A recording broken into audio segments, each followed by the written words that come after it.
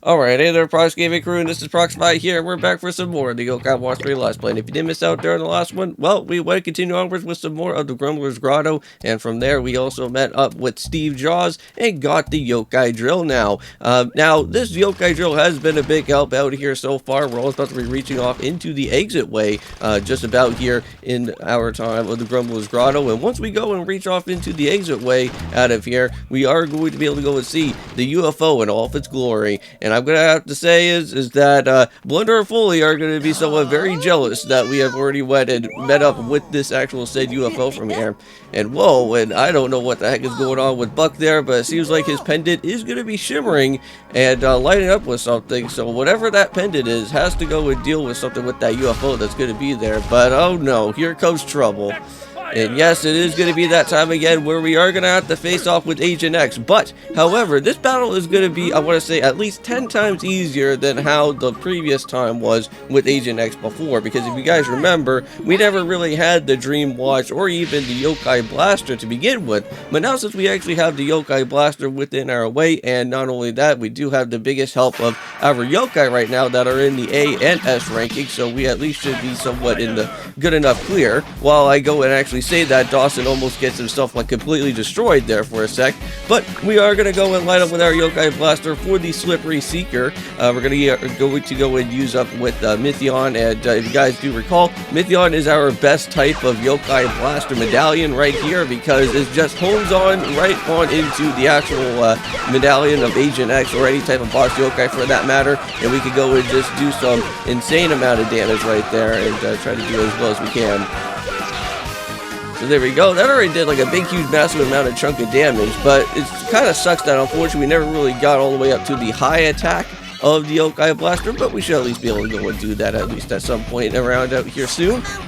Now, within these two videos for today, not only, of course, we're going to be just doing out here with Yokai Watch 3, but we are going to be moving on into some more of the Twilight Princess. I want to say currently in the way of the time of Twilight Princess, we are going to have to pick up with the Master Sword, and I think we are also going to be reaching off into the actual Temple of Time as well, to go and do a little bit of some exploring from there, because I know that we have to go and kind of jump into some sort of other distortion area at some point and head on into that type of particular way to, I think, at least get the power that we do need for the Master Sword, because I think currently at this moment, once we do go and pick up with the Master Sword, it's not like fully charged yet, so I think we have to go and head to the Temple of Time as well while we do it. So alright, so let's just make sure that we move on out of his type of destruction here, and hopefully we can do that, and there we go. Now, there is going to be a move that the Executor guy is going to have, where he is going to kind of light up the whole entire area within our battlefield, and there's not really any type of way to go and dodge it, unless if you go and try to at least try to put a stop to most of his annoying abilities that are happening from here, but I don't know if I went and already showed that off here within the battle or not, but that should at least happen somewhere around here. Or if it does make its appearance, but we'll have to see.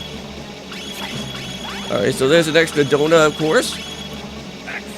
So now he's going to be locking on here. So yeah, you see that, that type of orb that he has?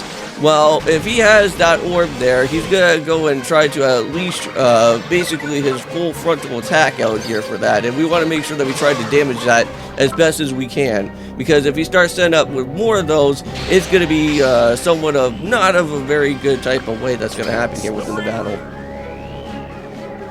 Alright, so here we go. And let's make sure that we go into another one of these foam mode attacks.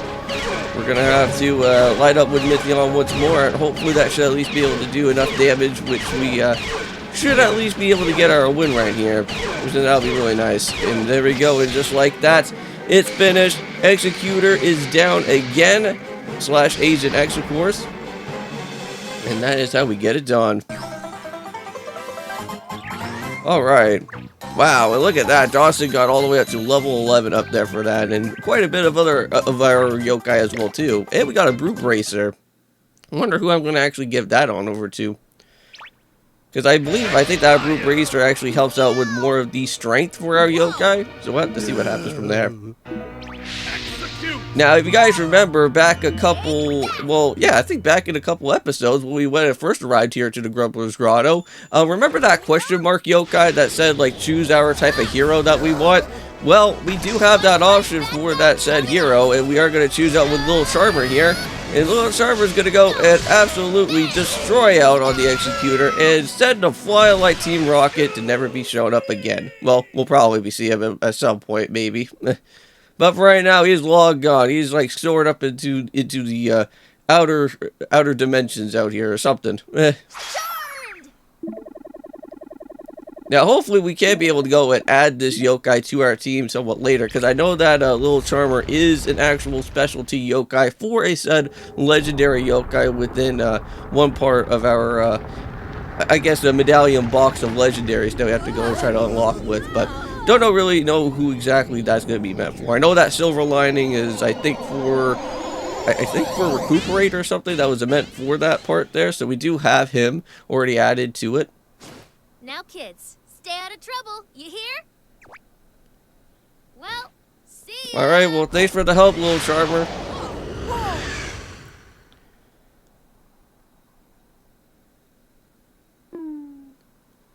Hello. And then Steve Jobs finally shows up. Well, it's too bad that Steve Jobs didn't really get to see the UFO all the way in person, but at least we did. Huh? But after once we're all said and done with this type of chapter here, we are going to kind of, well, at least move off into a little bit of a detour type of spot, because we're going to kind of leave around with Nate's side or Prox's side at this point in time, and we're going to be jumping back over to Haley Ann's story and figuring out what's going on from there. And I have a funny feeling that we're going to probably be running into some more detective quests. But, however, there is a certain favor that's going to be going on around at some point here. And we're going to have to try that out with Haley Ann. And I think we're going to be unlocking a brand new place as well. An area that I don't think we ever really got to go and ever explore around just yet. But, yes, mystery has been solved. And that's a plus right there. And that's another level up, of course, for El Sharkador right there. So, very nice. Our highest amount of yokais, because I know that we did have that holy EXP orb. Oh, you can get a mega EXP orb as a first prize. Oh, I don't think that's ever going to happen. Yeah, I completely missed out on that opportunity right there. Oh. How awesome would that would have been if we got a mega EXP orb? We would just be gaining a lot of experience points right there. It's not as great as the holy EXP orb, but it's slightly within that exact same ballpark range, but that would still be very nice.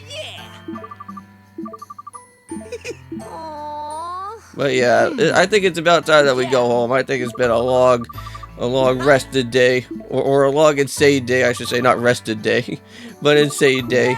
You know, going to Grumbler's Grotto, having to go and pick up that piece of the raft, and then finally having to go and then battle with Agent X and Executor for like a second time out here. Like, geez. Well, here we are. Next day is finally arisen here.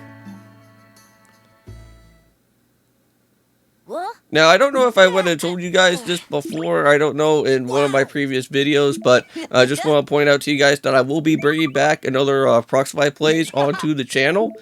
So that should be pretty nice. Oh, and here we go. And we can go and switch on over to Silver Story, which I believe that's what we're going to be doing here. Alright. Now, with the way of how me and Kevin are going to be doing our next Proxify plays, we are going to be going into some more of the Wii Party. So we're going to go and try out with some Wii Party stuff with the balance boat minigame, and I think that's going to be really fun. I believe that the Wii Party balance boat minigame is only directly meant for doing things that are only meant for two-player wise. Now, I never really went out of my way to unlock the rest of the other different type of balance boat minigames because they are pretty difficult in a way.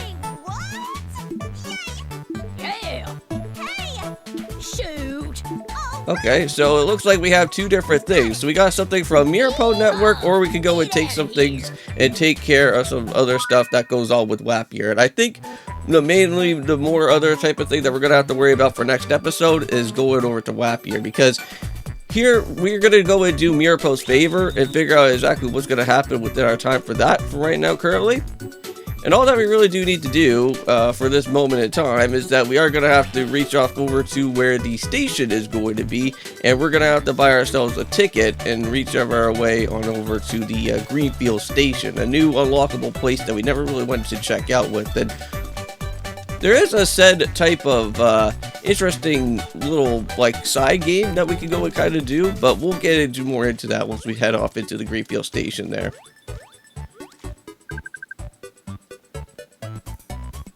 And if you guys ever do want to go and leave a comment down below, and ever want to go and want to get yourself featured as a nickname for the team of the different yokai parties that we have, feel free to go and leave a comment down below, and I will try to nickname some after you guys as well.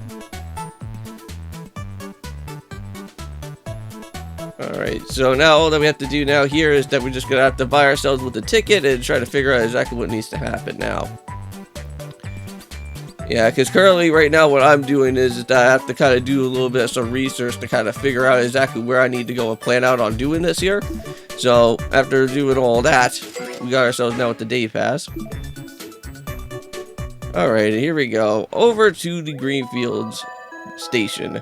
Yeah, so it looks like we kind of had to go from the Sunside station all the way down to Springdale Central to land all the way over to Fortune City or or whatever the Fortune station is, and then reach all the way over to Greenfields. It's kind of annoying about how this whole train system kind of works around, because you kind of have to like figure out exactly where you're planning on going, because if you take one little turn, you kind of have to kind of go back in a way where you don't really need to go to.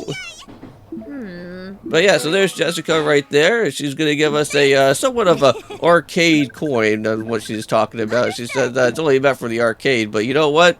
Those coins are actually more meant for the crank-a-kind machine. So we got ourselves with a red coin. So kind of interested on what that red coin is going to be all about. I know that we're on the hunt for right now for blue coins at this point in time. Not light blue coins, but the main blue coins that we do need, because we have to go and search for Claudzilla and of course with Dr. Nocturne. And if we could go and get those two on Nate's side of the story, Recuperate will finally be here as a legendary yokai on our team, and that should be pretty cool. So there's the favor of the Mirapo. Unfortunately, we can't really go and use Mirapo to kind of jump between other places. I guess the only way that you can only go and speak to Mirapo, I guess, is after once you're done with this said favor. Now, there's these type of yokai known as mud munches. I don't really know exactly where they are, and I have no idea how this actual mission is supposed to be, but we're supposed to go through, I guess, here in the Hazy Lane area, and I guess we'll have to go and meet up with these said mud munches, but I have no idea where they're going to probably be at. And Hazy Lane is somewhat of an interesting area, because it seems like the climate or the weather kind of changes around here, and it kind of makes things a little bit more annoying than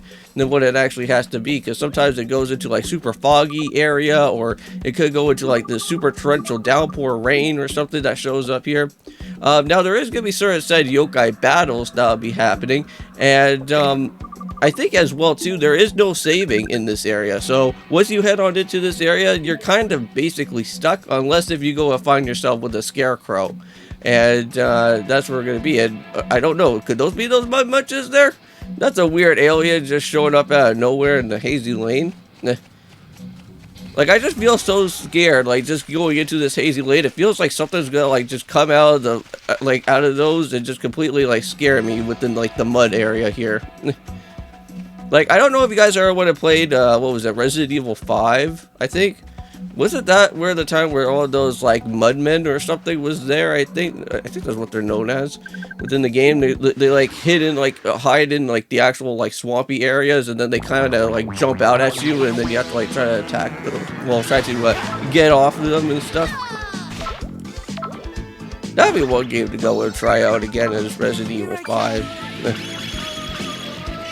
Now, apparently, from what I've heard, is that for some reason, well, I don't know if this is actually true or not, but I have heard before that apparently it seems that that we may possibly not get a Resident Evil 5 game, since there's like a lot of controversies between everything that goes on within the game.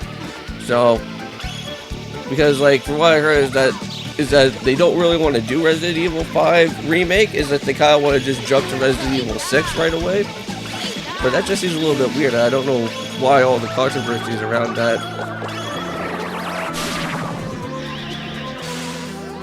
But, yeah, so it looks like we got some new type of enemies out here, and, unfortunately, we got this type of inspirited thing where it seems like it's gonna kind of rip away our money out here, which that's not really good.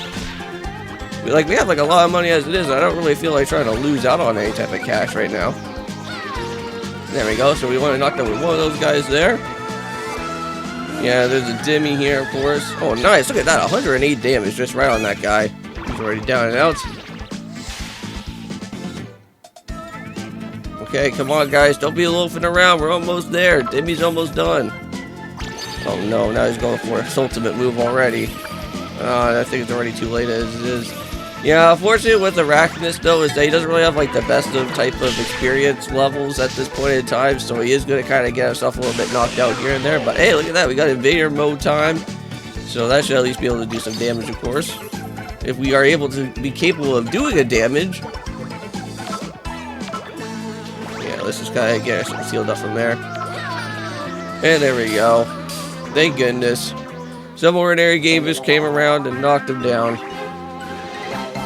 Thank goodness for Frosttail. So it looks like there is one point of exit is that we got these scarecrows here. And if you do want to go and basically leave on out of this area, that is what you can go and do. Now, we made it all the way up to 683 meters. I don't know exactly what that's all about. But, yeah, Hazy Lane is done, and that's our newest record, 683. Alright, well, anyways, we're going to end things off here. See you guys then, and peace.